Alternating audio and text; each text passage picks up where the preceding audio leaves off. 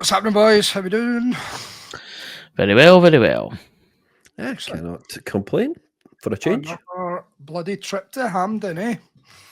There we go. What we're going to do. Can hear the excitement for you. It's not that, mate. It's the fact that you know perfectly well folk will come away with it. Oh, at least it was a good day out.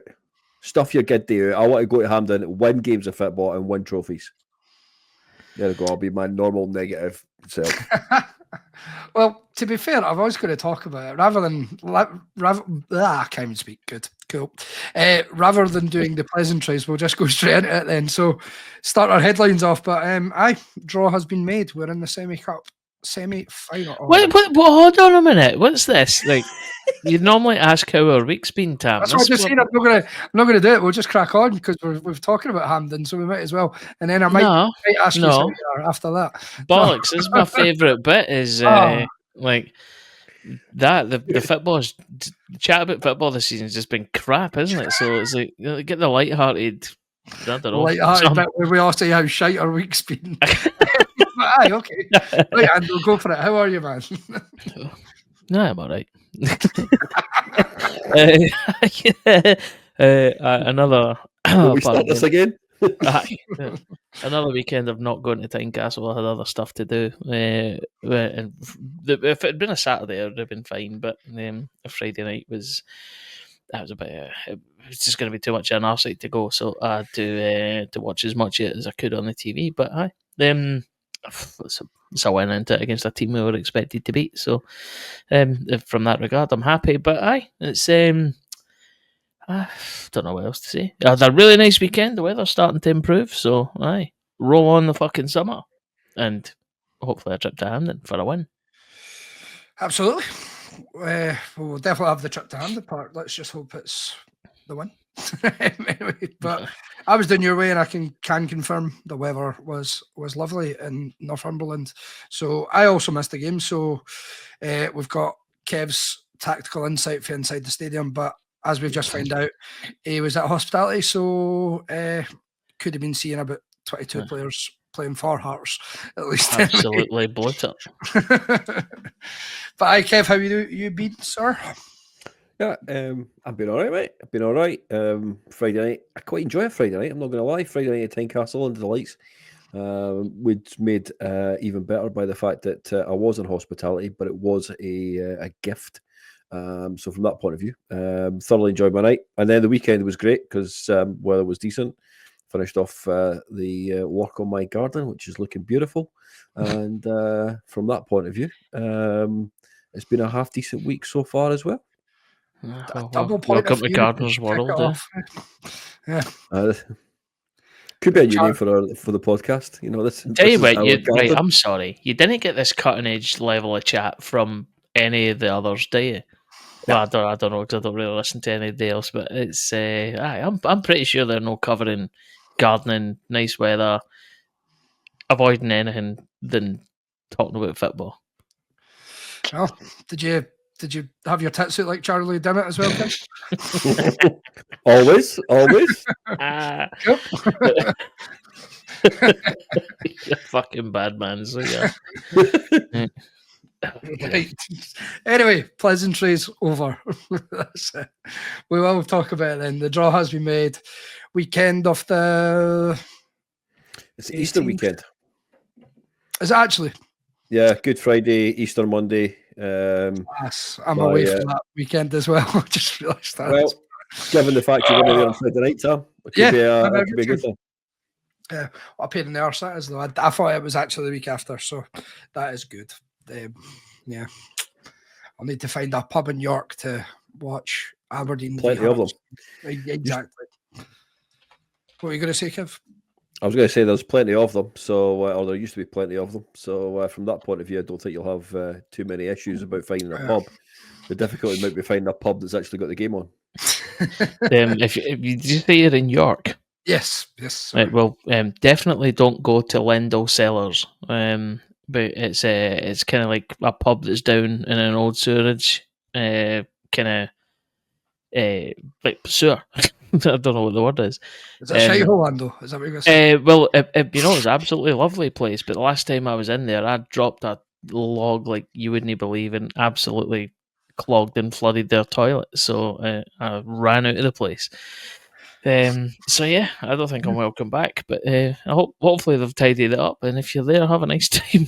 I'll go see if your pictures on the wall or anything. Otherwise, avoid it like the plague. Fair enough. Well, that's disappointing me. I didn't realise it was that weekend. But anyway, what are we happy with that draw? Best it could have been in a way, I suppose. Are we just saying we're just happy we didn't get Celtic in the semi? I think you're exactly right. I'd have rather had Celtic in the semi. I kind of get what you mean, because the excitement in a final is going to be worse, but then you just get let down, don't you? So you've got I know, but you've got the Craig Beattie game, like that you think back and you reminisce and but then I also think I would have preferred Livingston, because if I'm being brutally honest, I think Aberdeen and sorry, so there. St Johnson shows how much I paid attention. I think Aberdeen probably stand a better chance of beating Celtic than we do. Yeah, so there's probably an aspect to that. If they play each other, then it's only one that remains. So, well, I've never seen us play Aberdeen at Hampden, but I'm assuming you boys were there in '96 last time. Yep, yeah, 2-1 game when we were at that magnificent strip. It was class. Yeah, it was one of those weird games as well, because Duncan Shearer had just equalised in about the 88th minute, and I think a lot of Hearts fans went, "Oh fuck, here we go again." However, then of course we got up the other end, and Alan Johnson makes it 2-1 in the 90th minute or something like that. So yeah, unfortunately though, I was also there in '86 when life was shit. So of course, yeah. I'm glad I wasn't. So, but you wouldn't even thought of it, Tom. No, you're correct there. Correct. I think we'll give it a proper preview when it gets nearer at the time, and hopefully, I don't know, we're a bit more excited because there's still some reservations about big games and stuff, which should have maybe got hit in the head a wee bit after Friday night, but at the same time, it was still Dundee, who are absolutely in free fall. So, yeah. Do either of you prefer which day it is, Saturday or the Sunday?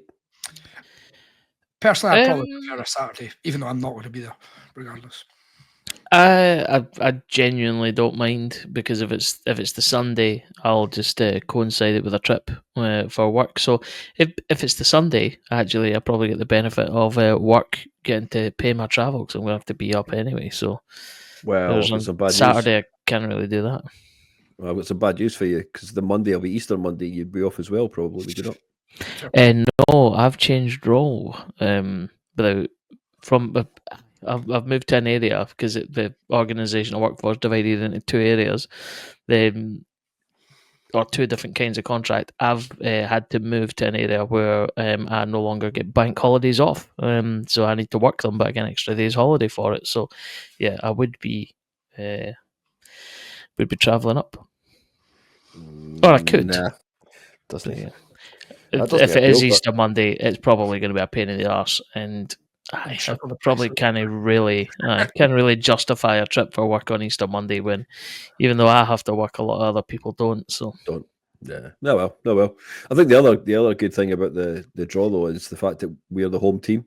So from that point of view, I think you believe you get the slightly bigger changing room. You get the choice of what end of the stadium you choose as well. Is that right? When it's the police no mandate that though. I don't believe so. Not from they do when you play a Rangers or Celtic, but aye. The only national stadium in the world that actually has a Rangers end or a Celtic end or a team that end, if you know what I'm saying. As we all know as well, the home team tends to win these games as well. So, for fuck's sake, Dan. Sorry, can't believe you've done that. Like, how long have you been a Hearts fan? You should know this by now, you bell end. Anyway, fair enough. More headlines for the week. As you'll both be absolutely buzzing about the news that Scotland play Greece in a Nations League playoff. But I suppose the big news for it is James Wilson obviously gets his first call up just after his 18th birthday. Well done to the boy, I suppose.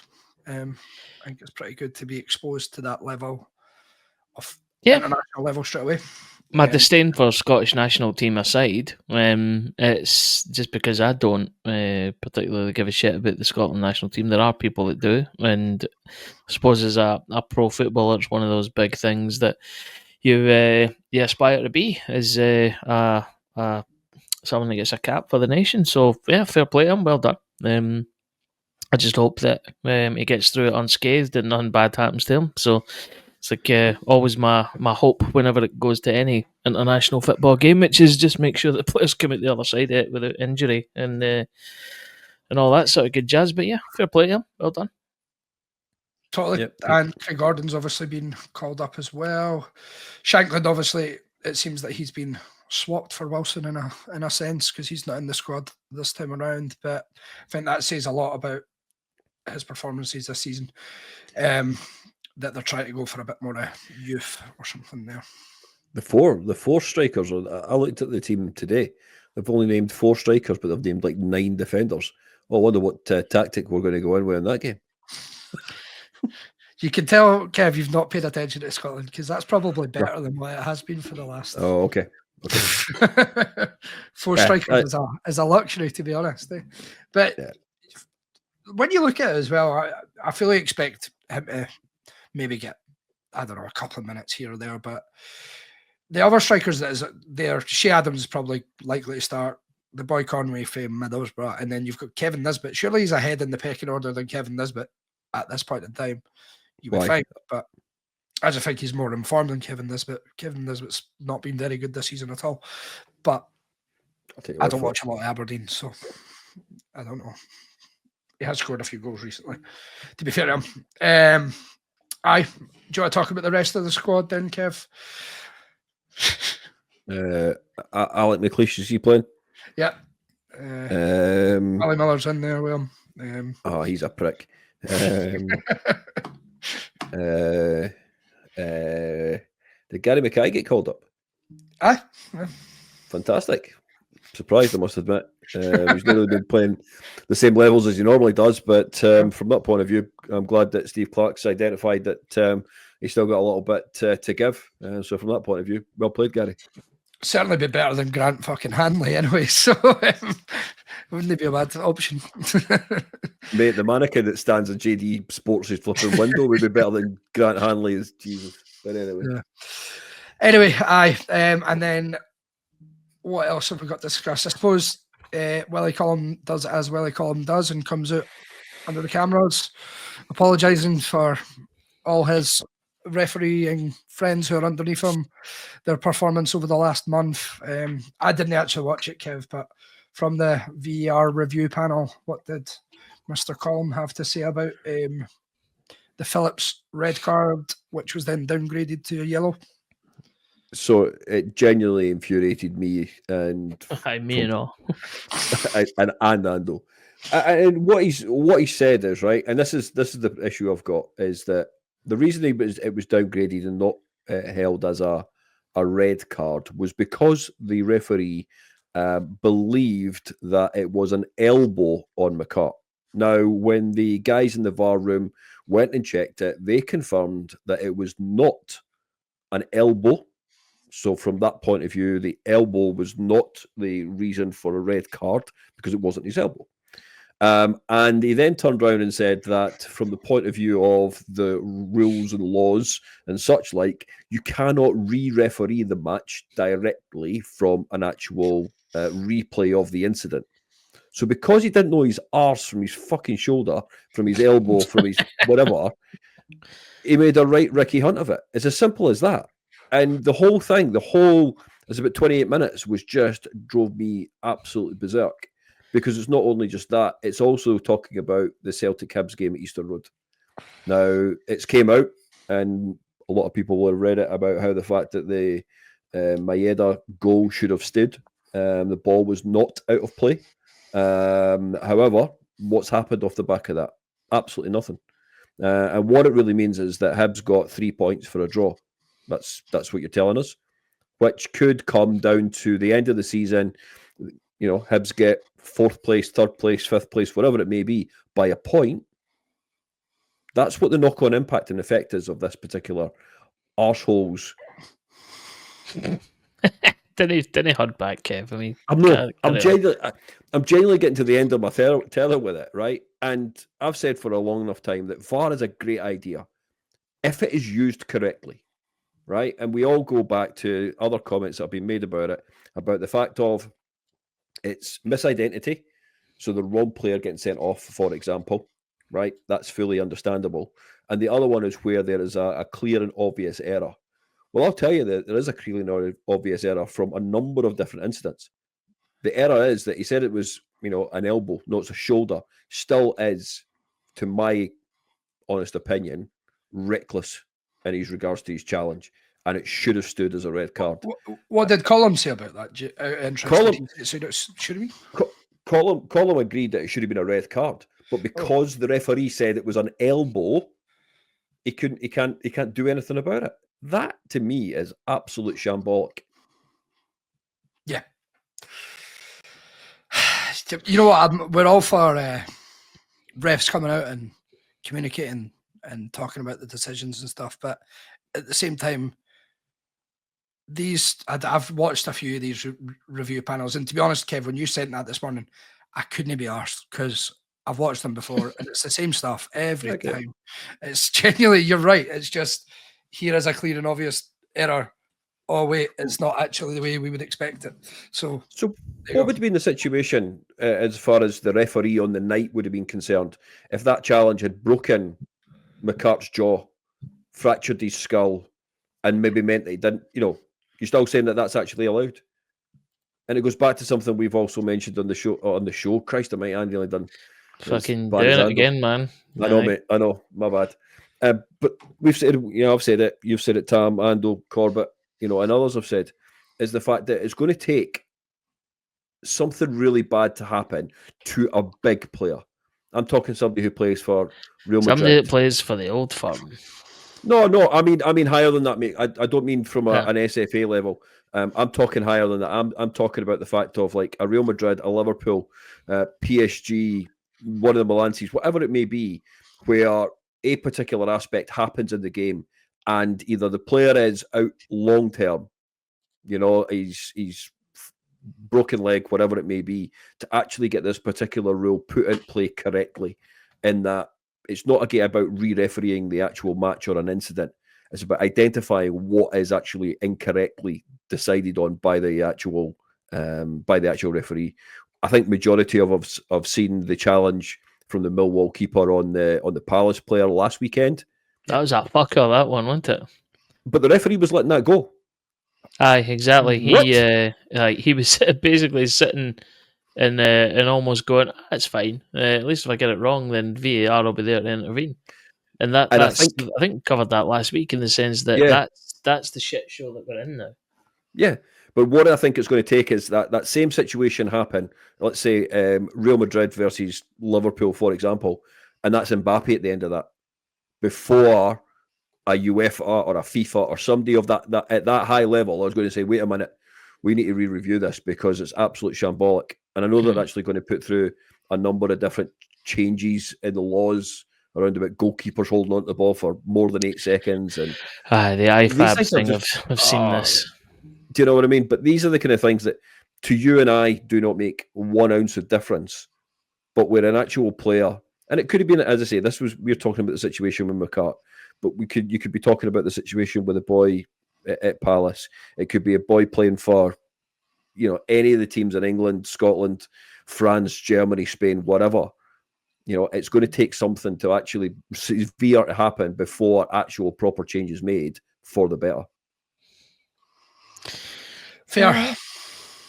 And if they made that fucking program on the VAR review show or whatever it's called, if they just made that about decisions they actually got right, it'd be a far shorter program.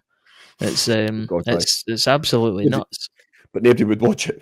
No, exactly. Yeah, but help your blood pressure, Kev. I think you'd be all right. Yeah, I'm just checking the details. I'm coming back down. We're all good, mate. We're all good. Right.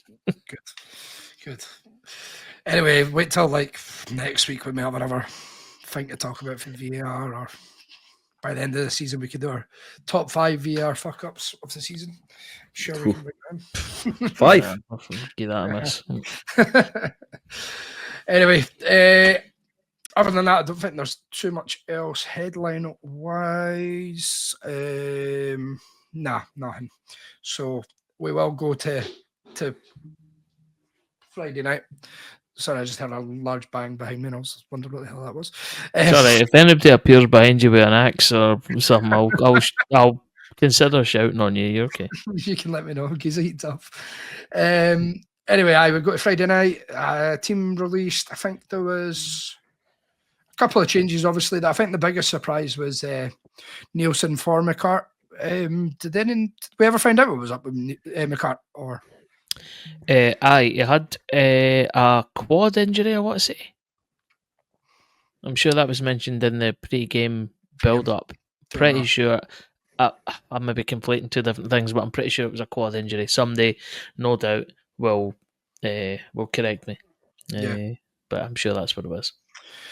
To be fair, let's hope it's a short one. Not that Nielsen was bad by any stretch. I thought he actually had a good game, but that leaves us with quite little options again at centre half if anything was to happen to him. So let's hope it is just a wee precautionary thing going forward anyway. There.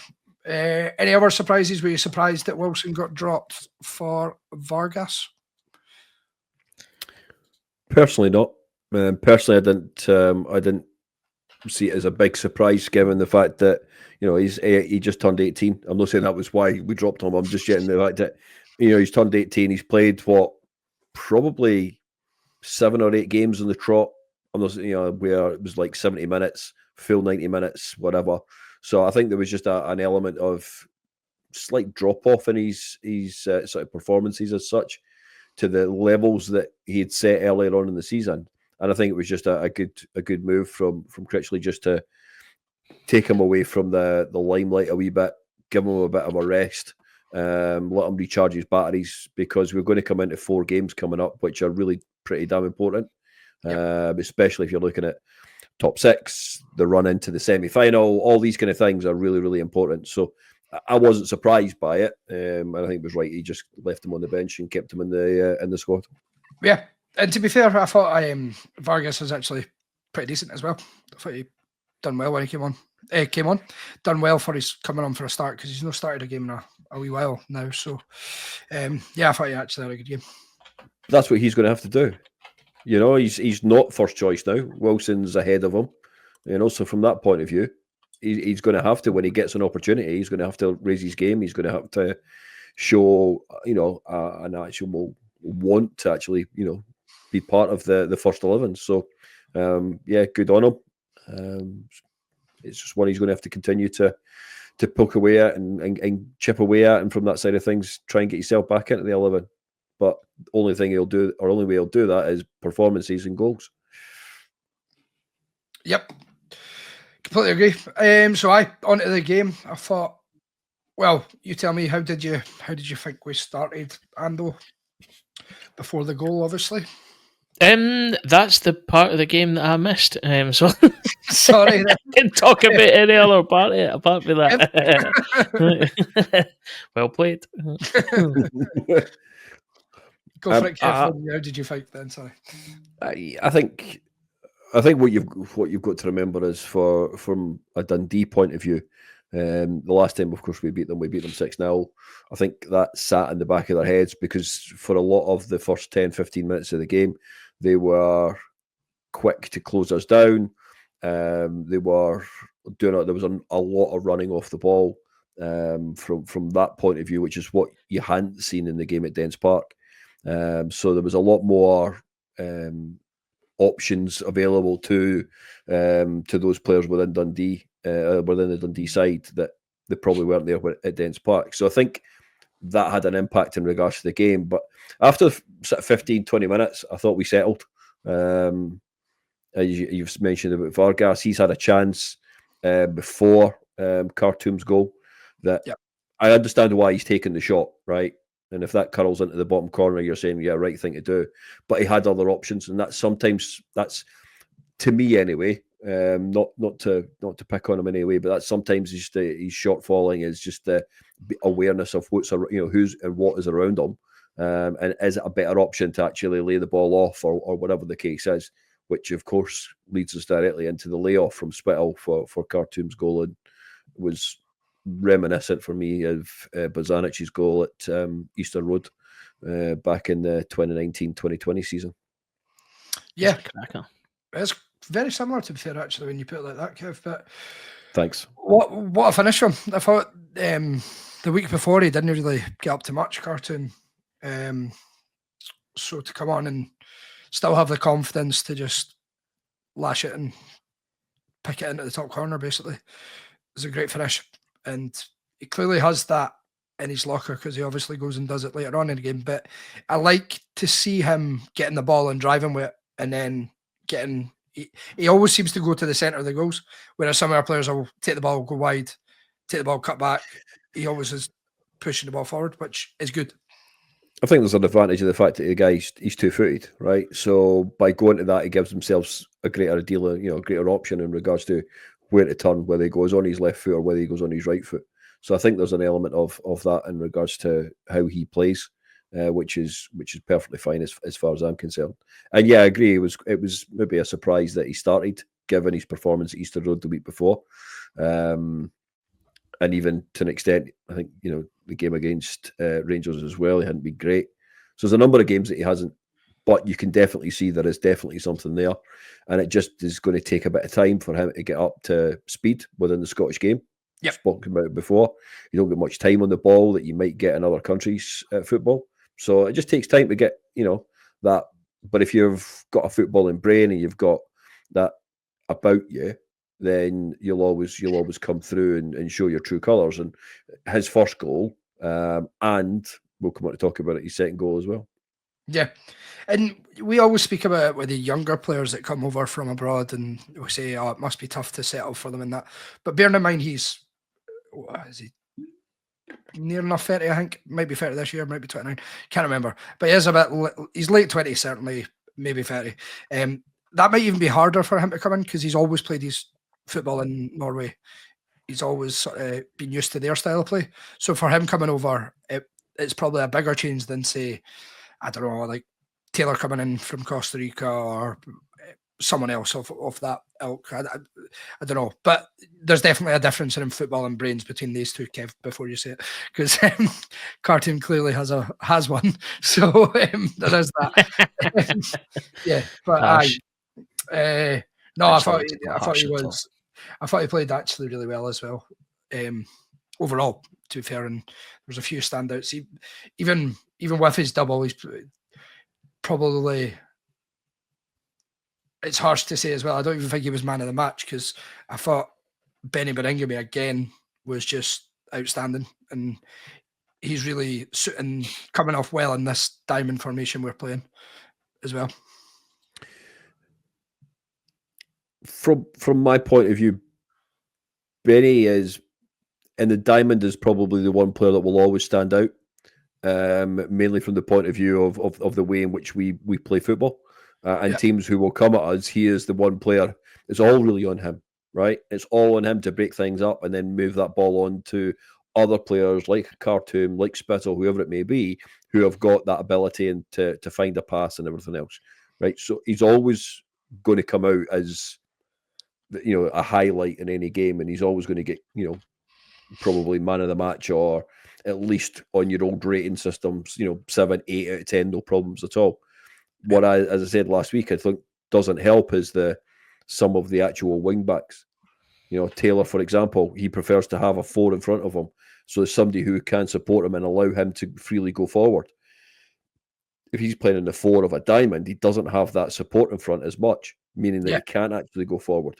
And I think he feels reluctant to do so at times, which then puts him off his game and everything else that follows with it. And we've seen that, you'll go back to the Dens Park game earlier in the season. Yeah, fair points again, Kev. Other than that, I thought in the half, we kind of controlled it from there after the goal. I didn't really feel under any pressure as such. I kind of had one eye on it, so I might be misremembering at points. But going into halftime and then obviously losing that early goal, I'm guessing I wasn't the only one who was shouting himself a wee bit. No, you absolutely weren't, because I had exactly the same thing. Adult nappies on. It was like, nah. I've seen this all too often this season, and I was absolutely shouting my knickers that we were absolutely going to get humbled. But thankfully, obviously, it didn't turn it like that, which is good. But no, you weren't alone in that one. That's good.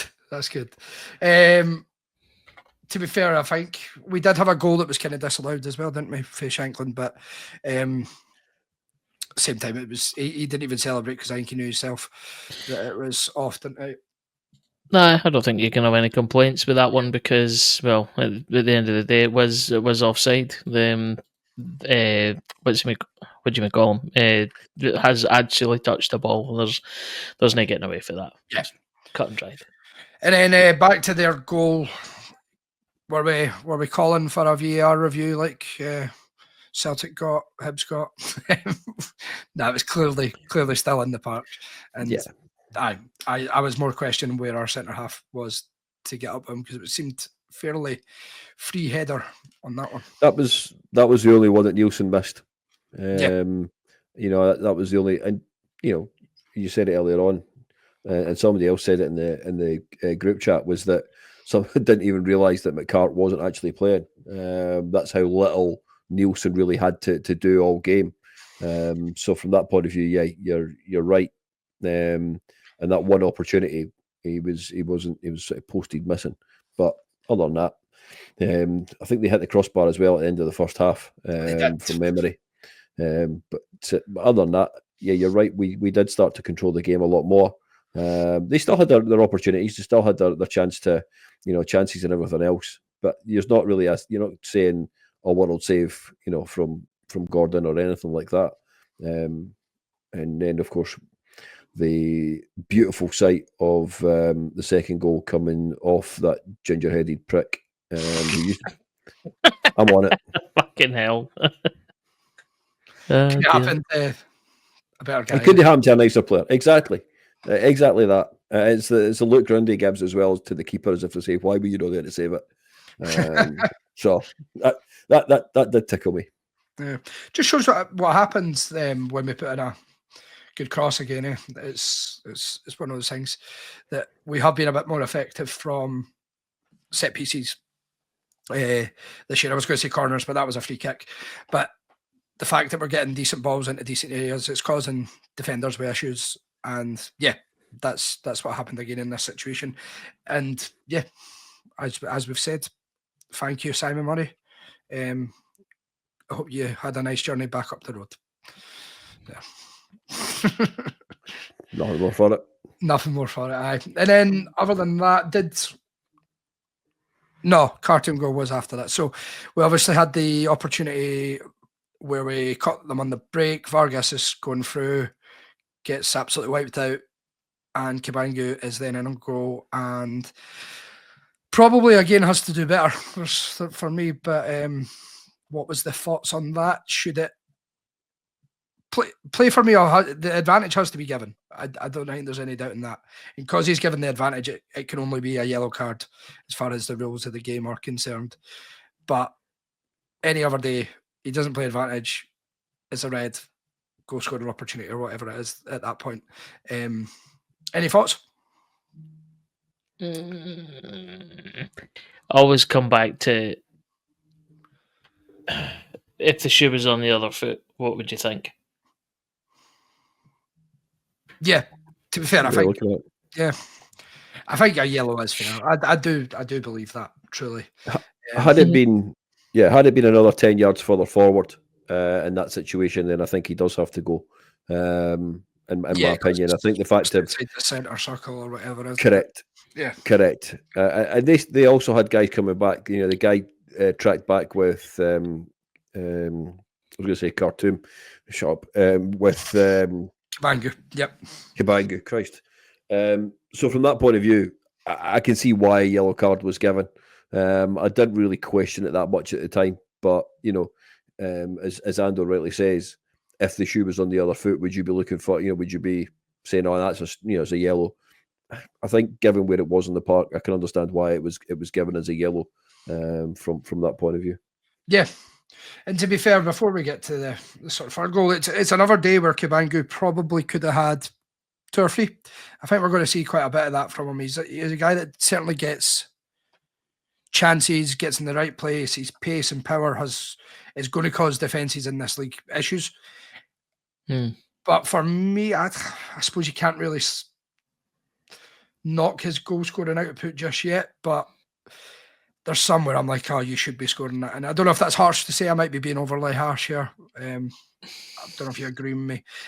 I suppose Carson made a good couple of saves later on in the game for Cabangu as well. There's one with his foot, which is a really good effort. And again, it could have probably been about 5 or 6 overall without Carson and goals. So, but I don't know if I'm being harsh to Cabangu or not. A difficult one, because I would say that I would rather. Right. I don't think you're being harsh. I think you can only score goals if you have an attempt, and how you look at good players over history, right? If you look at the shot conversion ratios or whatever, I think you have to be in the position to have the strike in the first place. He's getting himself into good positions eventually, and I don't know how much of this is just from obviously he's done really, really well. He's scored 7 goals in 9 games, 10 games, whatever it is now. That's a pretty good hit rate.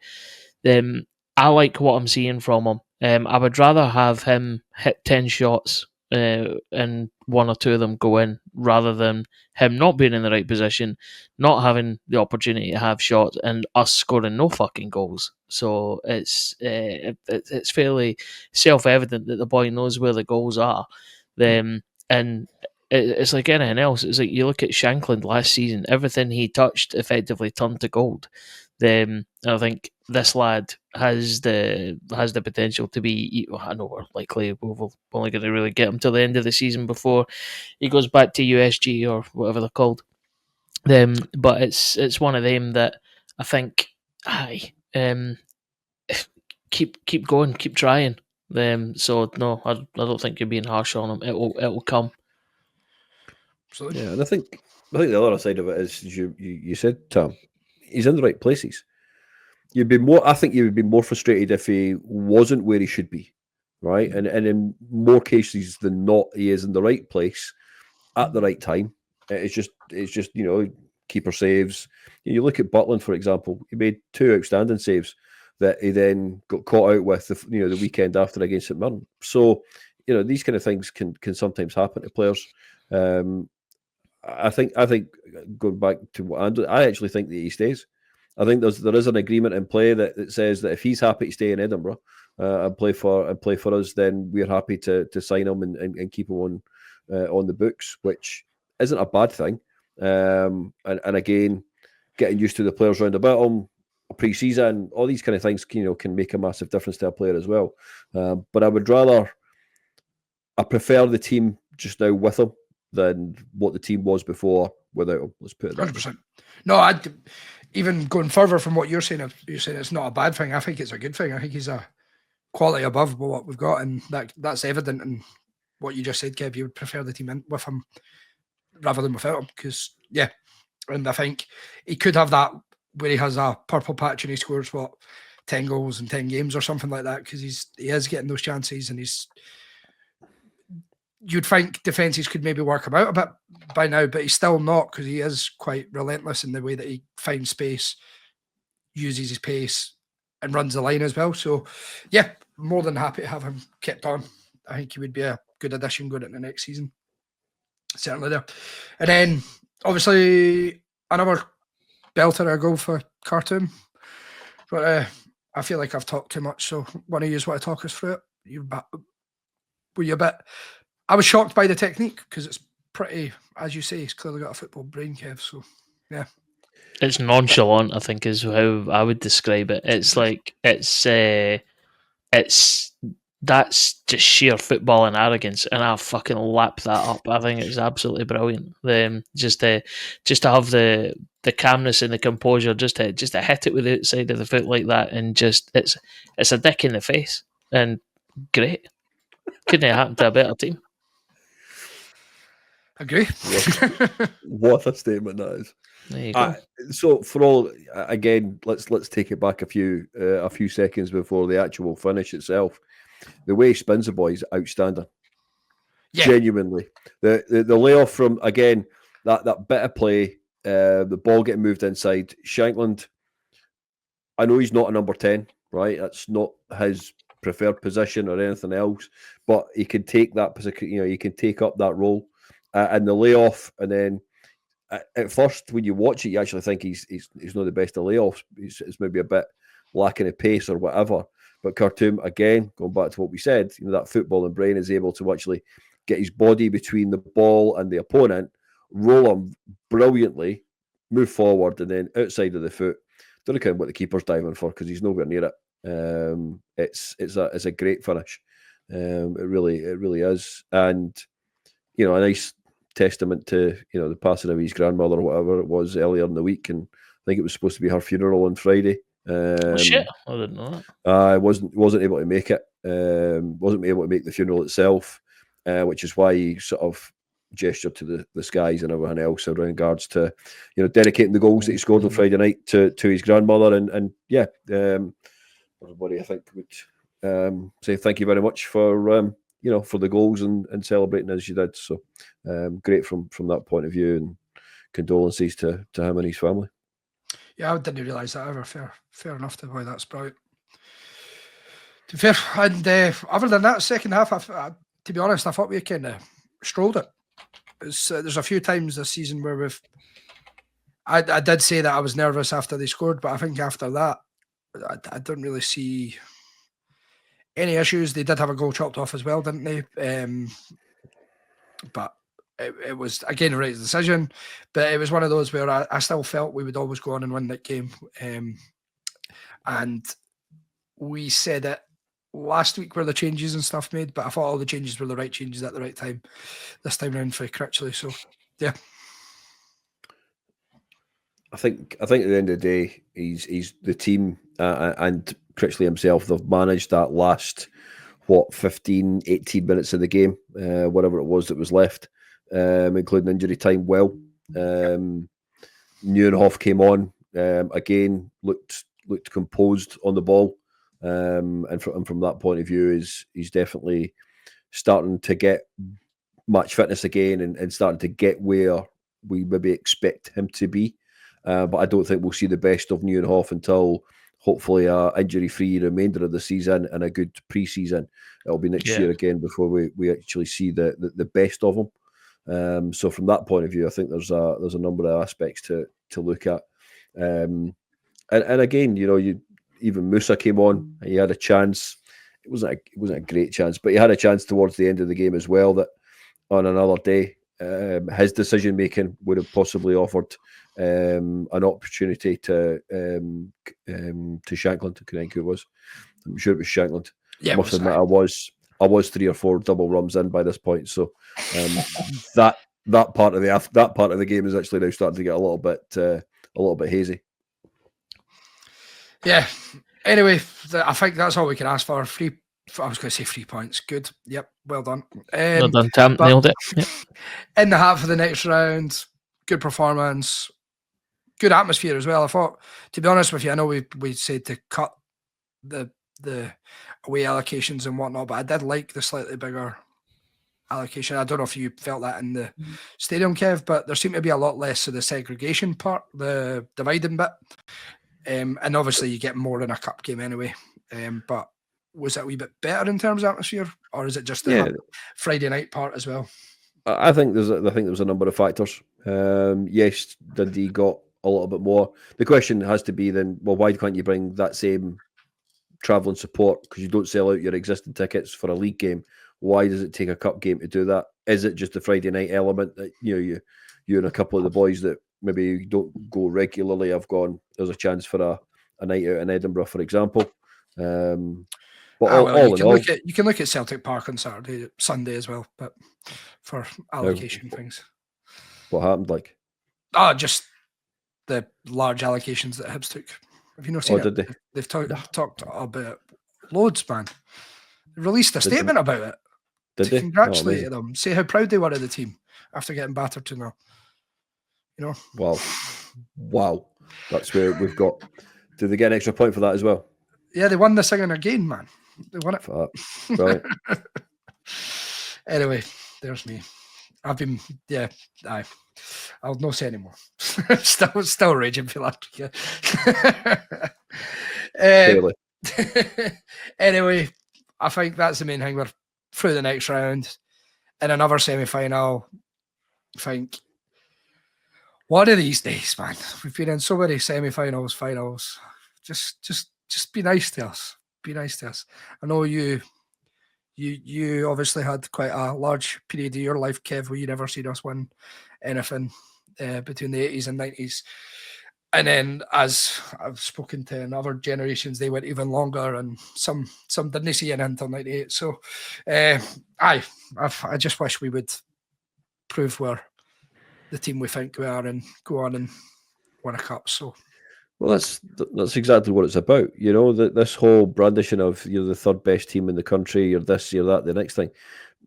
None of that makes any deal of real sense in it. When you've not won any trophy for 12 or what will be 13 seasons. So from that point of view, going about, and that's the same for Aberdeen. When did Aberdeen last win the Scottish Cup? I think they won the League Cup in about 2018, maybe. Honestly, don't know, to be honest. But these are the things, right? You go about, or you hear it being mentioned a number of times of who the biggest team is. Whoever the third best team is in the country, they should be actually performing and getting to cup finals on a more regular basis. And I aim that directly at the team I support and have supported all my life. We must do better. I appreciate we were in, a number of semi-finals and finals over a stretch of 4 or 5 seasons, but we never won any of them. This element, and I said it earlier on, this element of, it's a good day out at Hampden. Stuff your good day out at Hampden. I'd rather have you have a shit day out at Hampden, right, for me personally, but win a trophy. Yeah. That's, this whole idea of, it was great because I can't mind actually what happened. I was that steaming drunk. Well, great. You could have done that in your, in your house, your back garden, up the town, whatever it may be. I want to see Heart of Midlothian Football Club go to semi-finals and go to finals and win trophies, win games of football. That's what it's all about. That's why we follow them. Home, away, Europe, whatever it is. That's why we do it, is to win trophies and win games of football. Camden, it's only 2025. No, we're not there yet. Well, do you know what? To put into perspective, Aberdeen last won it 35 years ago in 1990. So, fucking hell. Do you know what I mean? It makes your point even more valid, Kev. We're both claiming to be the third biggest team in because we sang the loudest. It's come on, let's properly evaluate things. Yeah. But Hampden, Easter weekend, whatever day it may be, playing against Aberdeen. Yes, we'll predict it and do all the bits and pieces in the run up to it. But it's all about going there and winning a game of football, getting to the final, and then of course from that point of view, going to that game and winning that game as well. Yeah. You'd expect our sellout. You would hope, surely, with the two teams the way they are. Yeah, I wouldn't expect anything less. So yeah, I would say there's no reason why it shouldn't be a sellout. It's from that point of view. No doubt, us three on the podcast will be contacted by others saying, "Okay, any chance you can get me a ticket or this, that, and the next thing?" I'll tell you now, no. Anyone can have my ticket. I'm not going to be there. So there you go. Tammy's auctioning it off. All money going to charity. Good man, I like it. All money going to charity. No, we'll just go straight to club. I'm not paying any more than that. Anyway, so other than that, we have Saturday 3:00 kickoff, last of the season before the split. Eh? For a Saturday 3 o'clock, is it not? Oh, for the Saturday 3 o'clock, right? Sorry, Christ, I was. Where are you going with it? I might be wrong. Yes. No, yeah, because it's Dundee United's like a 2 o'clock or a 2:30 kickoff On a for some Sunday, reason. yeah, exactly. Yeah. So I last of the 3 o'clock Saturdays for certainly until the split. I wouldn't imagine the semi will be a 3 o'clock either on the Saturday or maybe the Sunday, but Nah, it won't be, because if it's 3 o'clock on a Saturday, it's subject to the broadcast blackout. So yeah, it's not exactly. going to be there. It'll be 12:30 on the Saturday or 5:30, likely. Anyway, so 3 o'clock at Tynecastle, Ross County, 7th v 8th. What are they, a point behind us? I had it up a minute ago. Yep, point behind us. How are we feeling? They're a weird team. I thought they were a lot further down. They must have picked up quite a few results recently. Or is it just the league as you win one and you go up 6 places or something? Mad. Seems to be that way. It's exactly that. It's exactly that. It's the whole league at the moment from 11th to something like 6th or something like that. There's about 8 points in it or something like that. Yeah. You know, so effectively everybody from 11th upwards has got a possibility of getting top 6. It's mental. Yeah, to be fair, you look at the fixture list, obviously the big two play each other on Sunday. There's also the Dundee derby in there. Kelly at Hibs, St Johnstone are at home to Aberdeen, and Motherwell v St Mirren. It's again, I wouldn't like to predict how the table looks at 5 o'clock on Sunday, 5:30 on Sunday. There's no chance working that out. So, what we thinking against Ross County then? I generally think it'll be a tough game. We've seen from the game earlier on in the season that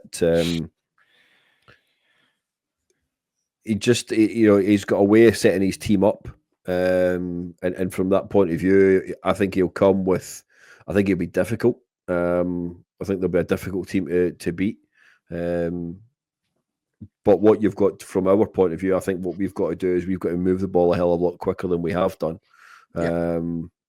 We started to show that on Friday night, but if we start to move the ball quickly, and the guys at the back especially, do their job, whether it be McCart, Nielsen, Steinbinder, whoever it may be at the back, and that they've got a hard task coming up against. It's usually that guy Jordan. Is it Jordan White? His name is. He usually plays and usually plays pretty well against us. So from that point of view, I think it'll be a tough game on Saturday, but one that we've got to win. It's as simple as that. Yep. There's no getting away from it. We've got 4 games before the end of the regular season, before the split itself. 12 points available. I generally believe we've got to pick up 9. Yeah, I agree. No, I don't see. Yeah. I don't see it being anything less to get us into the top 6. Yeah, must wins and anything else as a bonus against Celtic, who I believe. Yeah, so I read today that St Johnstone have gave Celtic free stands for their game on the 6th of April, and it's likely that they'll win the league that day. We play them on the 29th of March, so I think we'll probably get steamrolled that day on the basis they could win the league. So, I guess it all depends on what happens this weekend. If Rangers were to win this game this weekend, and you've got to remember, Rangers went to Turkey and won last week. Yep. So they have it in them. They have that capability. They have that ability, to go and win big games of football. And you've also got to remember that the 4 ex-players that have been brought in to fill the position of manager, coach, XYZ, whatever it is, they all know exactly what this game for them means on Sunday. Yep. And every single player in that squad currently, whether they play, whether they're involved on Sunday or not, will know exactly what it means. But of course, that just knocks on to the other side of the city as well. They'll know perfectly well that they'll be up for it. And from that point of view, they also need to be up from it. So it'll just be a kicking fest, no doubt. No wrong. To be fair, nah, no wrong. Ando, anything to add for Saturday?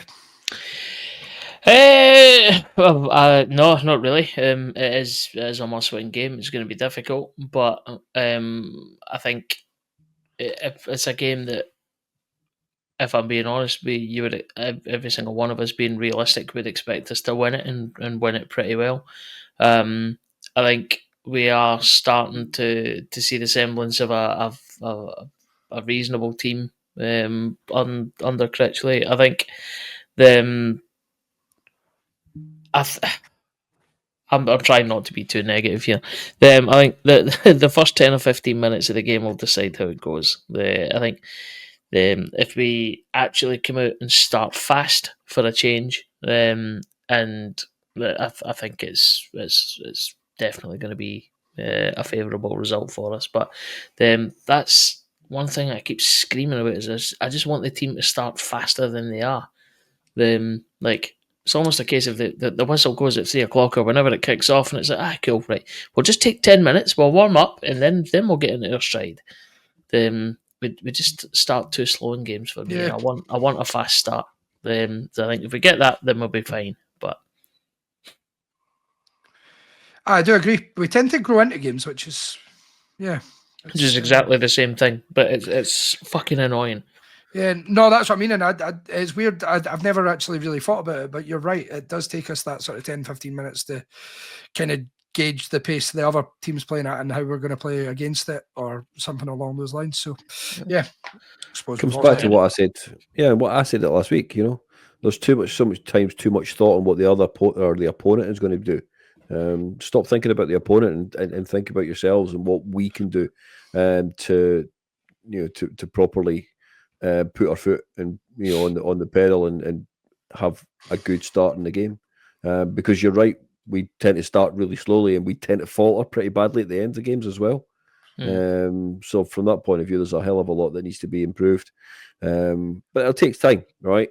We know that, and we've got to trust the whole, recruitment policy and everything else that goes alongside that, because it will just take time to get us to a particular level and particular standard. But I generally think we'll start to see the reward and of our January signings, because they'll start to lift other players round about them. So from that point of view, I do think we are moving in the right direction. But Saturday will be tough. Yeah. Right. Predict it then. Must win. Have to win it. Need the 3 points. Want a quick start. What we think is score? Ando. Hearts 0, Ross County 3. I'm only kidding. It'll be, I think, a similar score. I don't think we'll keep a clean sheet like we did the other night. I reckon we'll run out 3-1 or 4-1, comfortable winners. Jeez, that's quite positive. I'd rather you say we get beat. There's more chance of that happening when you say they will well. But Kev, what do you think? I think actually, I think it all will depend on who the actual back four actually is on Saturday. But I would hope if McCart comes back in, Stuyvender, and a solid, Penn Rice as normal. As I say, we all say about the right hand side of the defence and the right hand side of the pitch. But I can see a 2-0. It will be a hard 2-0. Don't get me wrong, but I would like to see 2-0.